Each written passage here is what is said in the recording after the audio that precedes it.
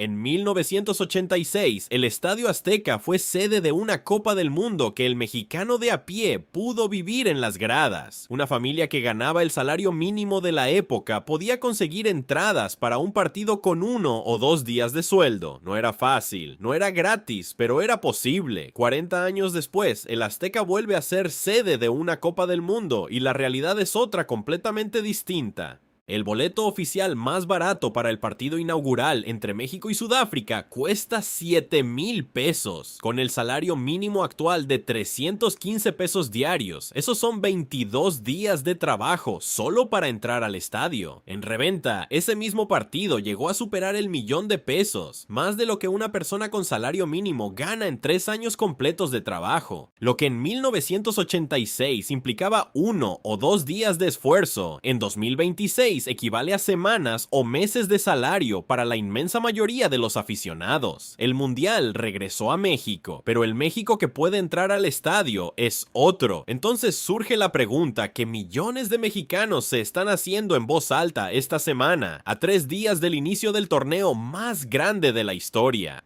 México va a ser sede de una Copa del Mundo que el propio mexicano no puede ver en vivo. Y la respuesta, cuando se ponen los datos sobre la mesa, es incómoda. Y es exactamente lo que la FIFA preferiría que no preguntaras. Antes de entrar de lleno, suscríbete al canal porque aquí vas a saber todo sobre la Copa del Mundo y no te vas a perder nada. Vamos a seguir cada partido, cada noticia y cada jugada hasta el 19 de julio. Así que dale al botón y activa la campanita para no quedarte fuera de la conversación. Pongamos los números en contexto porque los números son los que hablan. El salario mínimo en México en 2026 es de 315 pesos diarios, lo que representa alrededor de 9,500 pesos al mes. Según el INEGI, 23,6 millones de mexicanos ganan hasta un salario mínimo por día. Casi 24 millones de personas. Ese es el México real, el que trabaja de lunes a sábado, el que paga renta, transporte y comida con ese ingreso. Ahora, para que esa persona vaya a ver a México contra Sudáfrica en el Azteca el 11 de junio, necesita el boleto más barato disponible, 7,000 pesos. Esos son 22 días de salario íntegro, un mes de trabajo para un partido de grupos. Para ver los 3 partidos de la fase de grupos del Tri en categoría más económica, el costo se multiplica, y si el Tri avanza a las rondas eliminatorias, el precio sube más. Seguir a México en todo su recorrido posible en este torneo puede costar más de 70,000 pesos, lo que equivale a más de 7 meses de salario mínimo. Y aquí viene el dato que más indigna: los boletos para este mundial cuestan más en México que en Estados Unidos. El boleto más caro por partido en suelo mexicano llegó a 78,500 pesos. El más caro en suelo estadounidense equivale a 58,000 pesos. México, el país con menores salarios de los 3 anfitriones, tiene los boletos más caros. Alguien tiene que explicar eso, y yo tengo mi opinión sobre quién debería hacerlo. ¿Los boletos cuestan más que un salario mínimo? No, cuestan mucho más, y eso no es un accidente. Es una consecuencia directa de cómo la FIFA construyó el modelo de precios de este torneo. Por primera vez en la historia del mundial, la FIFA implementó un sistema de precios variables en México, lo que significa que el precio de salida puede aumentar conforme se acerque el torneo y en cada nueva ventana de venta. En Estados Unidos aplicó además precios dinámicos en tiempo real, lo que significa que los boletos subían de precio mientras los aficionados los tenían en sus carritos de compra en línea. El resultado fue que los precios promedios subieron un 34% entre octubre de 2025 y abril de 2026. La FIFA argumenta que los precios reflejan la demanda del mercado, pero aquí viene el dato que debes saber. En el mercado oficial de reventa que la propia FIFA habilitó, sin tope de precios en Estados Unidos y Canadá, la organización se queda con el 30%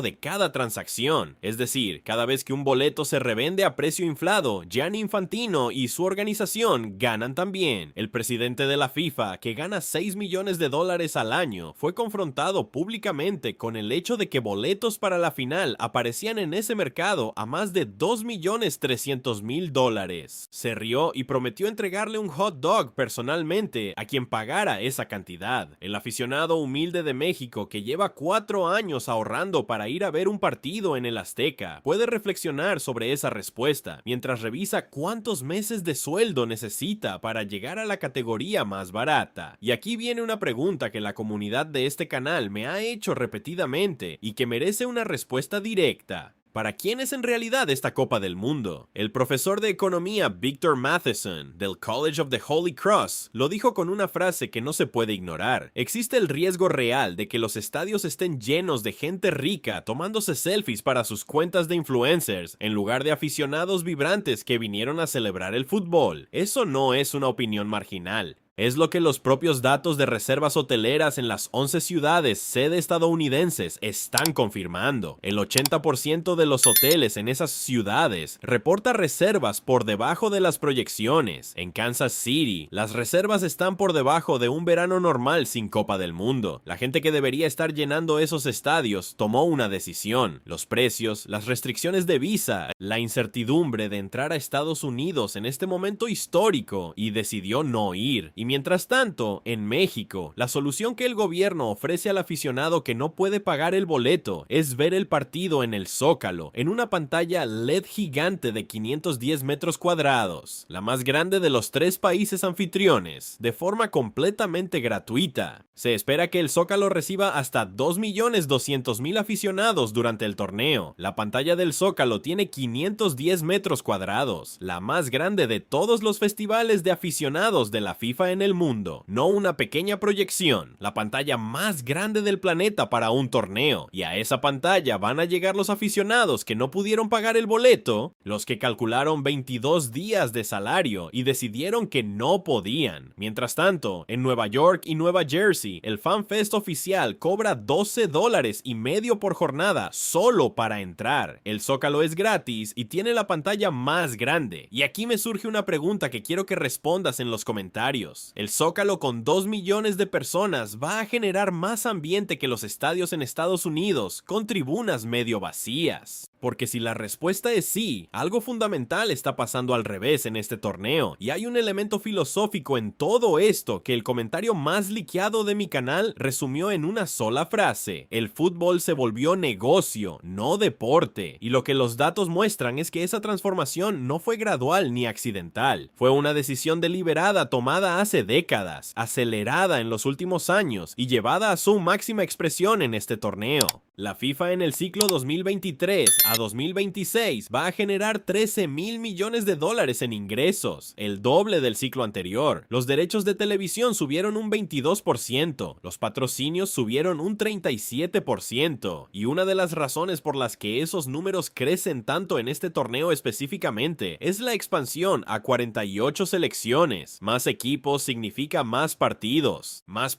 significa más derechos de transmisión. La FIFA pasó de 64 a 104 partidos, pero esa decisión tiene un costo que nadie en la organización menciona en sus comunicados oficiales. El exjugador del Liverpool Jamie Carragher lo dijo sin filtros: a los mejores jugadores se les trata un poco como ganado. La expansión a 48 selecciones diluye la calidad del torneo, porque incorpora selecciones que en el viejo formato no habrían clasificado y que hoy van a sufrir derrotas abultadas en la primera ronda. Hay además una pregunta deportiva legítima que la expansión a 48 equipos plantea y que vale la pena poner sobre la mesa. ¿Un mundial con casi el doble de equipos que hace 8 años es realmente mejor fútbol? La historia de los torneos más memorables dice que no necesariamente. Brasil 2014 con 32 equipos dio partidos que nadie olvidará. Francia 1998 con 32 equipos igual. La calidad se concentra en la fase eliminatoria, y cuando hay más equipos de menor nivel en grupos, hay más riesgo de partidos sin intensidad, de resultados abultados que no cuentan nada y de primeras fases que la afición ve a medias mientras espera que lleguen los cruces de verdad.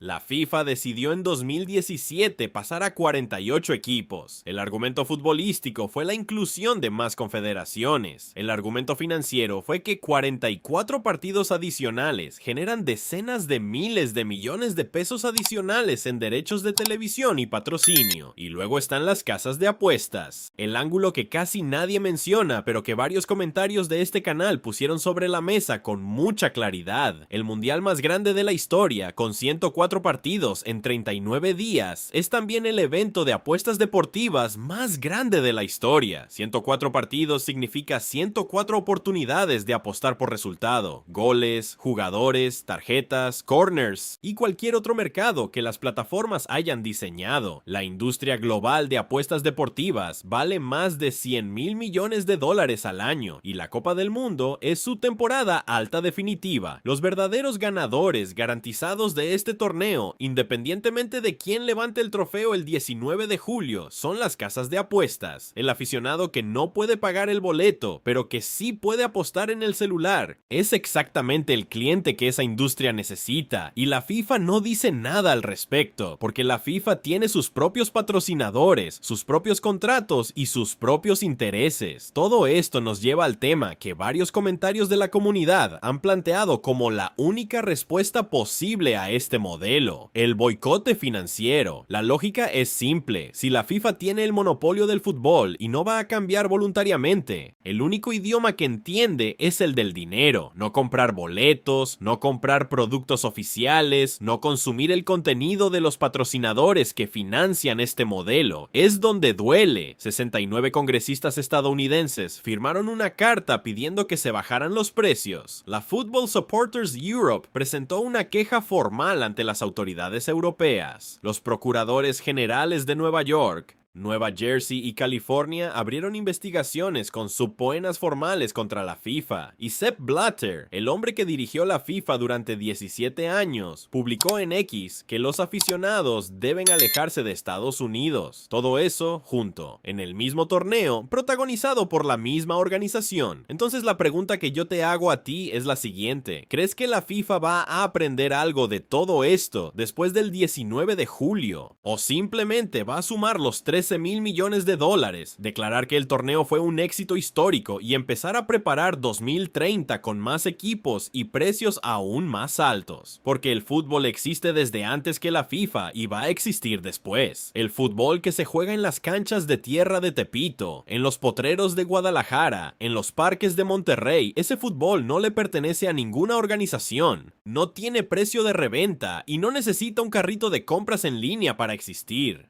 Lo que este torneo está poniendo sobre la mesa, de manera dolorosa y documentada, es la distancia que se ha abierto entre ese fútbol y el espectáculo que la FIFA vende al mundo. Hace 40 años, un mexicano con el salario del día podía ir al mundial. Hoy, ese mismo trabajador va a ver el partido en una pantalla en el Zócalo, y la FIFA va a incluir esa imagen en su resumen oficial del torneo, como evidencia de que el torneo fue un éxito popular. La imagen será real. El contexto de por qué esa gente está en el Zócalo y no en el estadio será convenientemente omitido. El hincha de verdad, el que se pinta la cara, el que hace 3 transbordos para llegar, el que lleva a su hijo al Zócalo porque el boleto está fuera de su alcance, ese hincha es el que le da sentido a este deporte, y este torneo, en su modelo de negocios, lo está mirando desde afuera. Y ahora quiero escucharte a ti, porque estos temas generan las conversaciones más honestas que he visto en este canal. ¿Tú vas a ver el mundial en el Zócalo o en casa? ¿Crees que la FIFA debería desaparecer y ser reemplazada por algo mejor? ¿O crees que se puede reformar desde adentro?